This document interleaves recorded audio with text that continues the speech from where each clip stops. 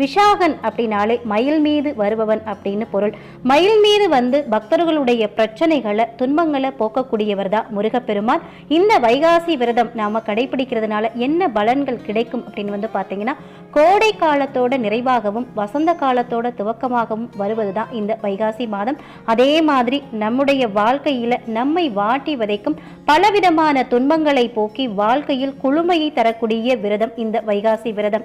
குறிப்பா குழந்தை இல்லாதவர்கள், கணவன் மனைவிக்குள்ள தீராத பிரச்சனை இருக்கிறவங்க, தொழில் வியாபாரம் வேலை அப்படின்னு வாழ்க்கையில எதிலும் எந்த விதமான முன்னேற்றமும் இல்லை அப்படின்னு சொல்றவங்க வைகாசி விசாகத்துல விரதம் இருந்தா நிச்சயம் அந்த குறை வந்து தீரும். எப்படிப்பட்ட துன்பமாக இருந்தாலும் வைகாசி விசாகத்தன்னைக்கு விரதம் இருந்து முருகப்பெருமானுக்கிட்ட நாம முறையீடு செய்யும் போது அந்த வேண்டுதல் நிச்சயம் நிறைவேறும் அப்படின்றது நம்பிக்கையா வந்து சொல்லப்பட்டிருக்கு.